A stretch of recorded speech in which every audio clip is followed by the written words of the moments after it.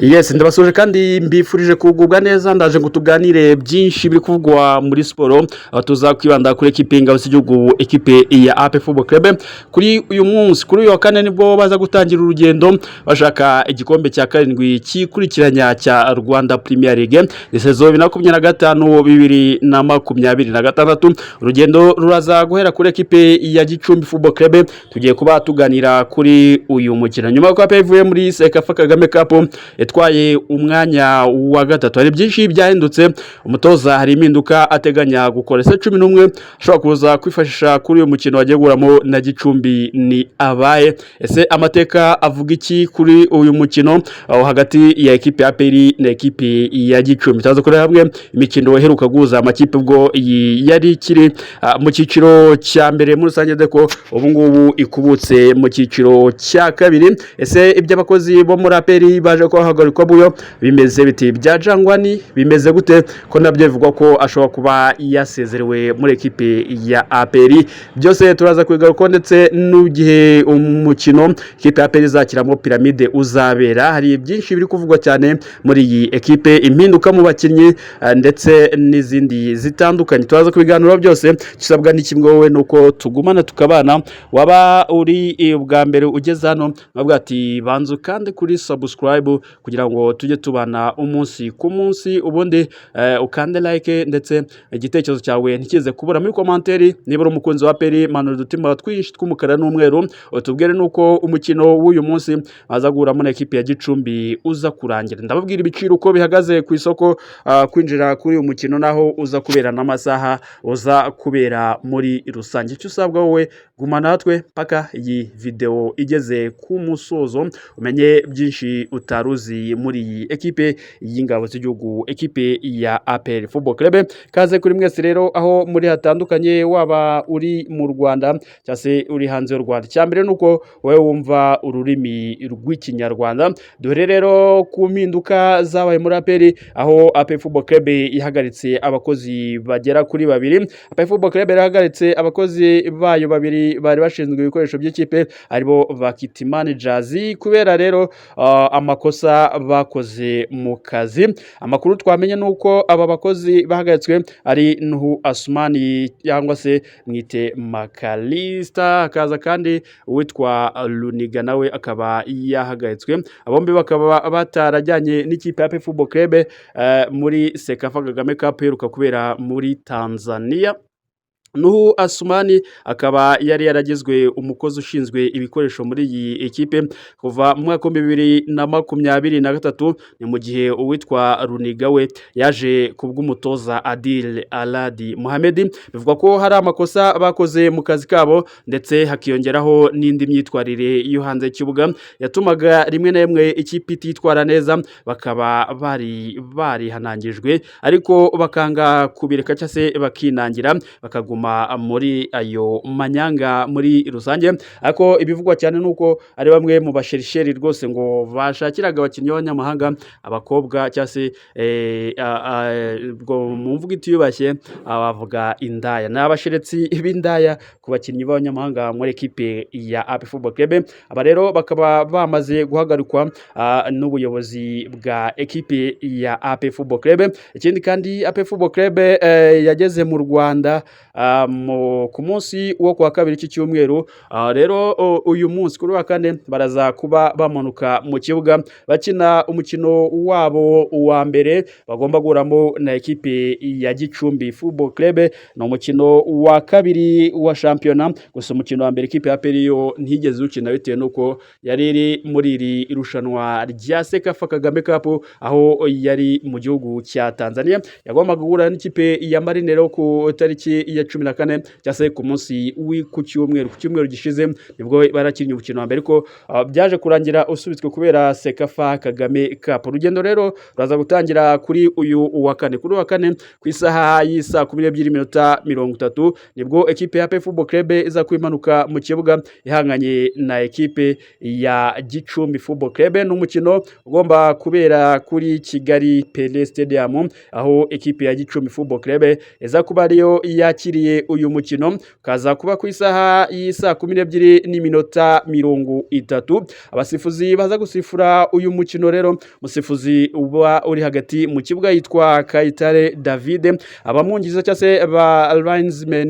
ni Akimana Juliette ndetse na Nsengiyumva Jean Paul. 4e arbitre cyangwa se umusifuzi wa kane ni Umutoni Aline, mu gihe komiseri w'umukino hari uwitwa Rurangirwa Aroni, akaba ari we uza kuba ari komiseri. Rero umukino ni saa 12 kuri Kigali Pele Stadium. Kugira ngo winjire rero kuri uyu mukino urebe, nuko ahasanzwe ari 3,000, hatwikira akaba 5,000, VIP ni 10,000, VVIP ni 30,000. Kugura tike rero nukana akanyenyeri 939 akanyenyeri 3 akanyenyeri 1 urwego, ubundi ukaba wagura itike yawe ukaza kureba uyu mukino equipe ya APR Football Club iza kuba yakiriwemo na Gicumbi. Ni kuri uyu wa kane ku isaha y'isa 12:30 kuri Kigali Pele Stadium. Umukino wa mbere wa champion Gicumbi yo yaje kuba ikina muri saison, yaje kubitsindwa na equipe ya Bugesera igitego 1-0. Icyo imibare yerekana rero hagati y'ikipe ya Gicumbi na equipe ya APR Football Club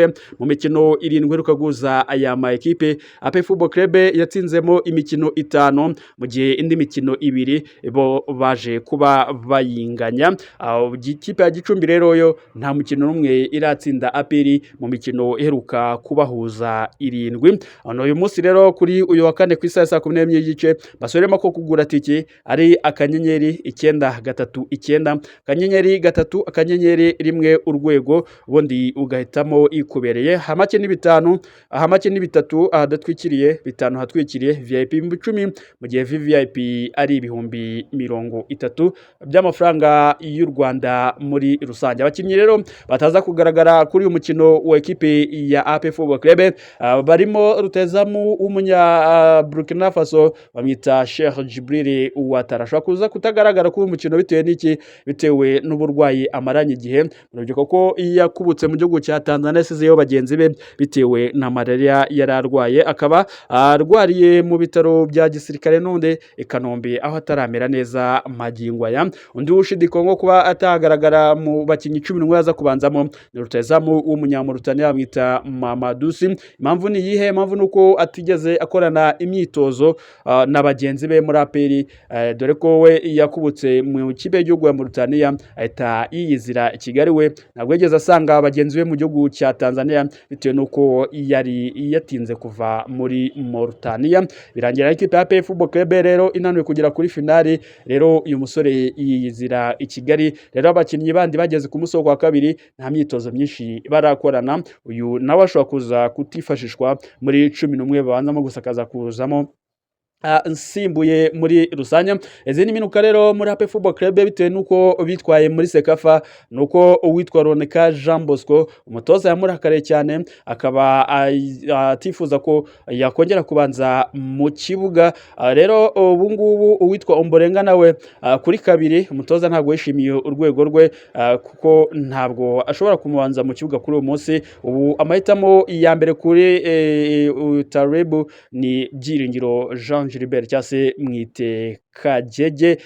Nibyo umutoza yakuye muri Sekafa, bona abakinnyi be badahagaze neza, by'umwihariko abo b'Abanyarwanda babiri. Ikindi kandi mbibutse ko ishyirahamwe ry'umupira w'amaguru mu Rwanda Ferwafa ndetse na Rwanda Premier League bo baje kuba bemeza ko ku mukino abanyamahanga bemewe ni 8. Wabashyirira mu kibuga icyarimwe, washyiramo bake abandi ukaza basimbuza, nta kibazo. Ku cyambere nuko ku rupapuro rw'umukino hajya abakinnyi 18, 8 bagomba kuba ari abanyamahanga muri rusange. Ubwo APR Football Club rero nta gindutse ntumuze gutungurwa no kubona imanuye abanyamahanga bayo bose bari mu kibuga kuri uyu mukino bagiye guramo na equipe ya Gicumbi Football Club. Ni umukino wa mbere bagiye kuba bakina mbere yuko bitabira amarushanwa nyafurika rero kuri uyu munsi 11 Abdulrahim Talib ashobora kuza kwifashisha nizamu turaza kubona Ishimwe Pierre ruhande rw'iryo, kuri kabiri tukabona Byiringiro Jean Gilbert,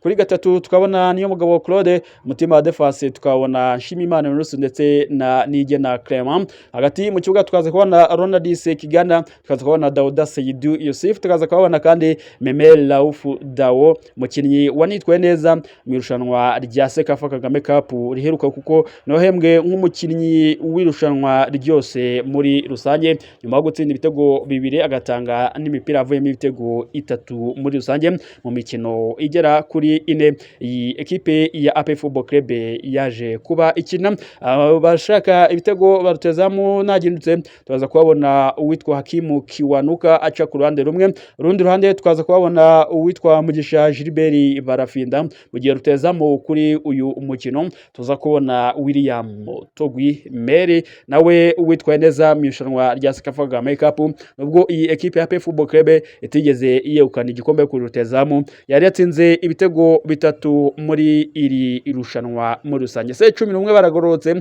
cyangwa hari uwo ubona wakuramo ukaba washyiramo, ndetse washyiramo nduramutse ugize uwo ukuramo muri rusange. Kuri gatatu ni kapiteni niyo mugabo Claude, nkuko nari namwibagiye kumubabwira ko ari uza kubanzamo yambaye n'igitambaro. Ekipe ya AP Football Club rero irasoza uyu mukino ubundi yitegure umukino wo muri weekend, rero ubundi bazakurikizeho umukino wa mbere w'ijonjora rya mbere muri CAF Champions League ku itariki ya mbere z'ukwezi kwa 10 aribwo bazakira ikipe ya Pyramid kuri Kigali Pele Stadium ku isaha y'isa 8 z'amanywa muri rusange. Andi makuru yo kuvugwa cyane muri APR nuko uwitwa Jangwani kugezana n'ubu ataragarurwa mu nshingano zo kuba yaba umuvugizi wa mbere muri ekipe ya AP Football Club. Nibyo tutigeza tukareba, gusa hari amakuru avuga ko ashobora kutazongera kuyivugira, ariko ubuyobozi bwo ntacyo burabivugaho cyihariye cyase ngo busore itangazo ko atakiri umuvugizi w'abafana, ariko uko tubibona ntabwo aheruka kuvuga, nta kintu aheruka gutangaza ku ruhande rwa ekipe ya AP Football Club, baba ari mu marushanwa Sekafa haba naho bagere mu Rwanda. Uyu Jangwani nta kintu na kimwe aratangaza, byose nibyo guhangwa amaso muri rusange. Ubundi reka mbifurize kugira ibihe byiza cyane, mukanda subscribe, mukanda like, muri commentaire ibitekerezo byanyu ni ingenzi. Ubundi mwibuke no gukora share kugira ngo musangize abandi aya makuru abayihutirwa cyane. Ariko ndababwira ko ekipe ya Singida nayo yageze mu Rwanda ku mugoroba w'ejo, nibwo yageze mu Rwanda kwitegura umukino wa Rayon Sport bazakina ku munsi wa gatandatu twisaha y'isa 9 z'umugoroba kuri Kigali Pele Stadium. No mukino wa mbere w'ijonjora rya mbere muri CAF Confederations Cup, ikipe ya Rayon Sport yakira Singida Black Stars yo muri Tanzania. Muzagera babishoye kujya kureba mushyikire ekipe ya Rayon Sport kuko izaba ihagarariye u Rwanda muri rusange. Nibyo nankubwiye kuri update. Ubundi gahunda yo ni imyitozo ikomeje kandi ku ruhande rwa ekipe ya Rayon Sport. Ibihe byiza, hasta la vista.